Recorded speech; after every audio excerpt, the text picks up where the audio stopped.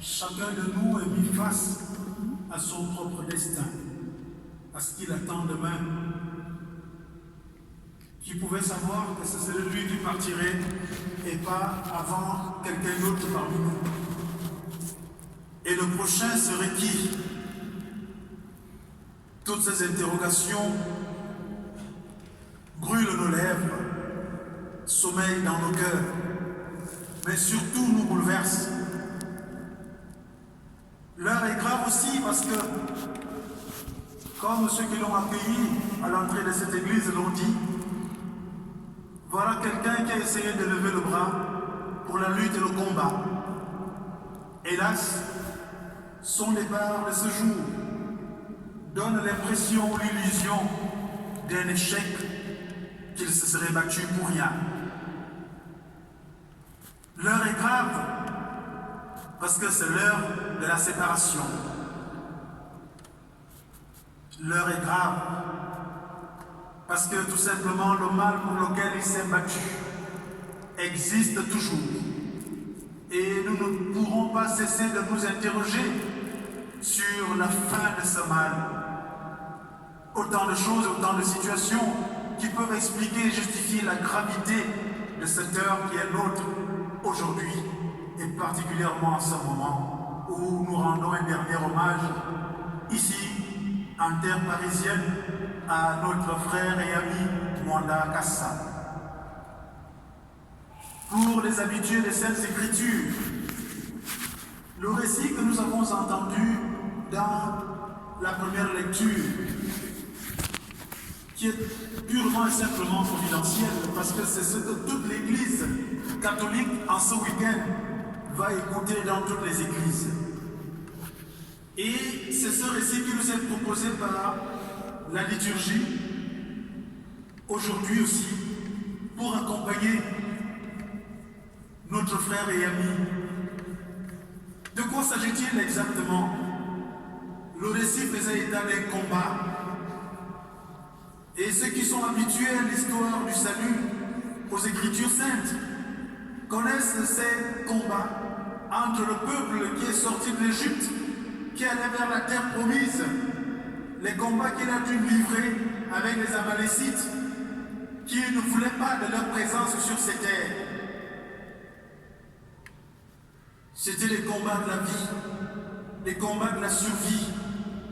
Mais si l'on creuse davantage ce récit, on se rendra compte que c'était un conflit lointain, qui est bien au-delà de ce fragment de texte que nous avons entendu aujourd'hui. Mais la substance de ce récit, elle est fondamentale pour nous aujourd'hui. Fondamentale pourquoi? Parce que le peuple de la terre promise, qui était en route, est obligé de se battre pour atteindre cette terre promise. Et en se battant, nous avons entendu dans le récit que parce qu'ils ont été attaqués dans leur rang par les Amalécites, Moïse a demandé à Josué de prendre tout le peuple avec lui pour aller au front, aller se battre, les armes à la main, comme le chanterait notre célèbre artiste gabonais Akenenge. Oui, le peuple est allé au front. Et pendant ce temps, Moïse a choisi notre groupe pour aller au sommet de la montagne, lever les mains au ciel, pour implorer le soutien, l'appui de Dieu. Et le récit de nous raconter, de nous révéler que Moïse, lorsque ses mains faiblissaient et qu'il était obligé de les baisser, son peuple perdait le combat sur le terrain. Ainsi donc, ceux qui l'ont accompagné ont été obligés, constatant la fatigue qui était la sienne, de placer des pierres pour qu'il puisse s'asseoir dessus et tenir ses mains pour qu'il reste étendu vers le ciel.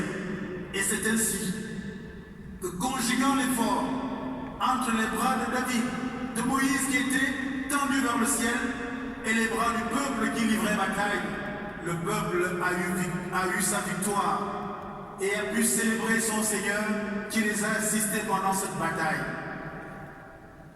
En somme, bien-aimés dans le Christ, nous sommes amenés aujourd'hui à comprendre, en substance, nous n'allons pas rentrer dans les détails de ce récit. Ces détails sont riches et pourraient inviter chacun de nous à revisiter son action et son agir dans ces combats quotidiens.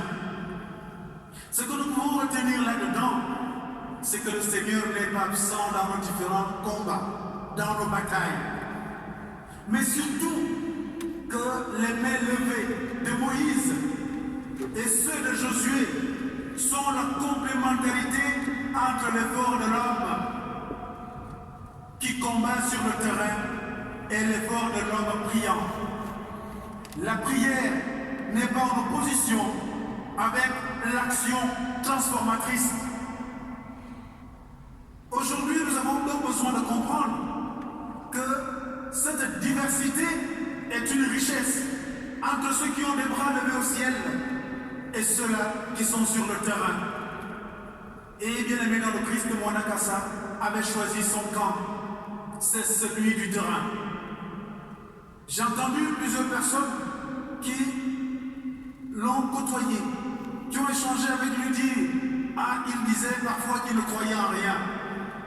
Et pourtant, dans ces moments de doute, il disait quand même, oui, il affirmait sa foi. Mais il laissait ceux qui étaient montés sur la colline avec Moïse réaliser leur mission pendant que lui faisait la sienne. Ce qui nous est demandé aujourd'hui, c'est que chacun soit capable de jouer au mieux la partition qui est la sienne. Or, il nous arrive souvent de tomber dans ce péché où nous voulons que tout le monde puisse jouer la même partition et tout le monde soit au même endroit, au même moment. Mais les mains qui faiblissent traduisent également la nécessité d'une action communautaire pour soutenir les mains des autres, et notre présence dans cette église signifie exactement cela. Les mains faiblissantes de Moana Kassa et notre mobilisation communautaire pour le recommander à Dieu notre Père. Oui, tant que nous serons serrés, mobilisés pour la juste cause, le Seigneur Dieu combattra à nos côtés. Dans l'évangile que nous avons entendu, il nous est dit que ça ne sert plus à rien d'aller chercher Dieu dans les discours et dans les villages. Dieu se trouve dans l'action transformatrice pour rendre le prochain heureux, pour prendre soin du prochain et donner une attention particulière à l'autre. C'est cela tout le sens que celui que nous accompagnons aujourd'hui a donné de son combat. Combat pour la libération d'un peuple opprimé, combat pour la libération de toute une nation, combat pour libérer les libertés offisquées. Oui, c'est un digne combat. Et en l'accompagnant aujourd'hui, nous pouvons dire chacun de nous au fond de lui-même que nous accompagnons un juste, un lutteur devant l'Éternel. Parce que tout simplement, il a pris soin de la dignité de l'homme. C'est donc une façon d'être chrétien qui n'est pas nécessairement célébrée et vécue dans un cadre d'église, mais qui est célébrée et vécue dans la cité et dans la société. Aujourd'hui donc, tous les textes que nous avons entendus nous amènent à comprendre le mystère de la mort davantage. Un jour, Saint Augustin, alors qu'il était en Afrique, en mission comme évêque, allait célébrer un enterrement dans un village. Et toute la population était agricole, un peu dans les villes, comme dans les villages chez nous au Gabon. Et il expliquait aux gens en disant, mais je comprends votre détresse, mais vous devriez au mieux sortir de cette détresse mieux que quiconque, parce que vous devriez connaître le mystère de la mort mieux que quiconque. Vous qui plantez les graines tout le temps, vous savez que ces graines ont besoin de mourir pour pouvoir produire des fruits. Et nous le chantons si bien dans nos églises. Si le grain de blé tombé en terre ne meurt, il ne portera pas de fruits. Mais c'est grâce à sa mort que les fruits vont surgir.